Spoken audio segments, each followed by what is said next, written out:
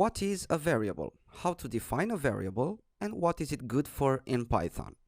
A variable is nothing more than just a reserved location in your computer's memory used to store information, values to be more precise. This means that when you create a variable, you reserve some space in the memory. You can store different types of data using a variable. You can store a string, a number, a list, or any other data type that you can think of. Now, unlike other programming languages, in Python you don't have to explicitly declare a variable. Instead, the declaration is done automatically when you assign a value to that variable, no matter what type of data you decide to assign to that memory location.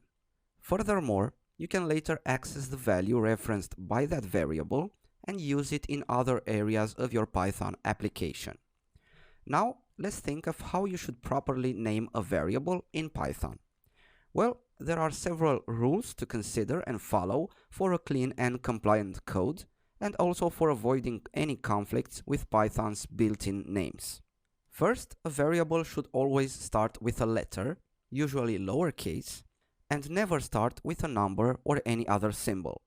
However, there is one exception to this rule.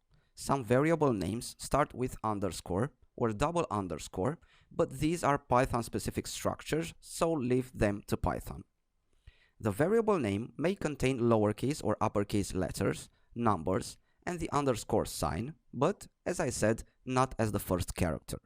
Also, do not include spaces or any other special characters inside variable names. This means no dollar signs, no commas, no parentheses, no question marks, and so on. And remember, Python names are case sensitive, so a variable called myVar is a different variable than a variable called my_var with a capital V. Another thing about variable names is that you should keep a reasonable name length so that it will be easier for you to remember it and reference it inside your code. The last thing I should mention on this topic is that there are some Python reserved names, also called keywords, which you cannot use as a variable name. I have included a list of these Python keywords in the next lecture. You should keep it at hand and read it anytime you're in doubt. Now let's see how we can assign a value to a variable. The rule is to use the equal sign. This should be regarded as an assignment operator rather than the usual equal sign used in math. In the left side of the equal sign, you type in the variable name, and in the right side, you type the value you want to assign to that variable. It doesn't matter if you leave a space between each side and the equal sign. Actually, I would advise you to leave a space on each side of the equal sign for better readability of your code. So myVar space equals space 10 would be the correct way and the most easy to read way of defining a variable. You are also able to do multiple assignments, so you can assign a value to multiple variables at the same time. The syntax for this would be a equals b equals c equals 10, and now if you check a, it will be 10, b also 10, and c of course also 10.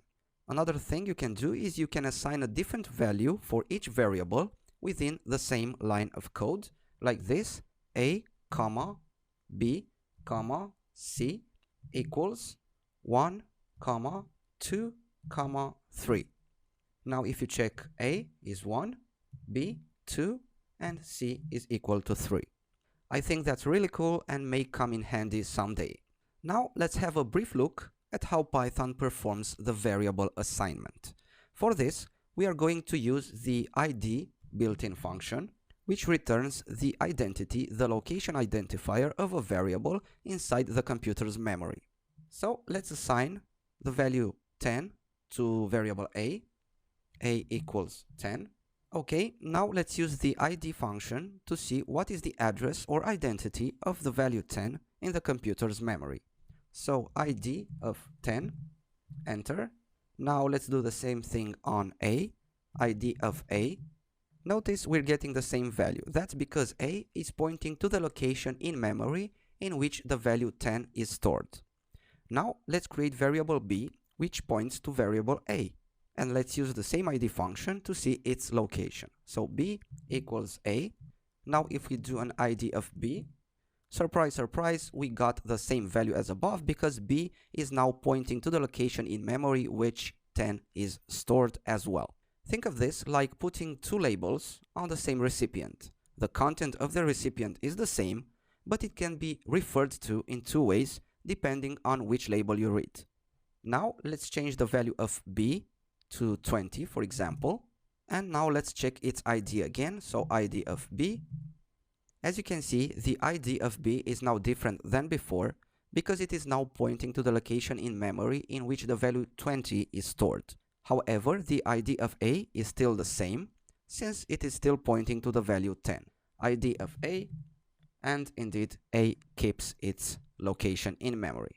Now, since we are interested in the practical use of Python into the real world, I will not get into any more details regarding memory assignment and any other deep concepts.